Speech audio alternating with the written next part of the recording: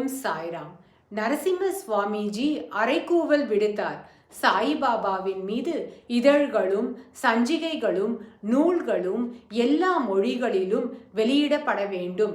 சாயிபாபா மீது பூஜைகளும் சொற்பொழிவுகளும் பஜனைகளும் நாட்டில் எல்லா பகுதிகளிலும் எல்லா நாட்களிலும் நடைபெற வேண்டும்.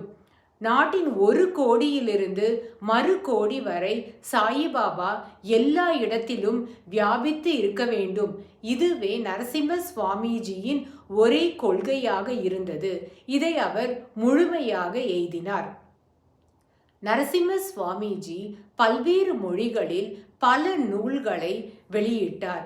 அது மட்டுமல்லாமல் நாட்டின் மூலை முடுக்கெல்லாம் சுற்றுப்பயணம் செய்தார். அந்த சுற்றுப்பயணத்தின் பொழுது சாயிபாபாவை குறித்து சொற்பொழிவுகளை ஆற்றினார்.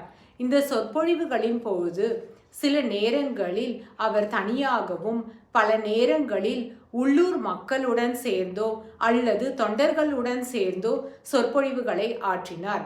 இந்த சுற்றுப்பயணத்தின் பொழுது சொற்பொழிவுகளை ஆற்றுவது, புதிய சமாஜங்களை நிறுவுவது, வீடுகளில் சாயிபாபாவின் வழிபாட்டை துவக்கி வைப்பது, அலைந்து திரியும் மனதை உடையவர்களுக்கு சாயிபாபா மீது தியானம் செய்யுமாறு அறிவுறுத்துவது, சாய்ராம் என்ற மந்திரத்தை அவர்களுக்கு உபதேசிக்க வைப்பது என்று மக்களிடையே அவர் ஒரு சகோதரரை போல் பழகி அவர்களிடையே பாபாவின் பக்தியையும் நம்பிக்கையையும் வளர்த்தார்.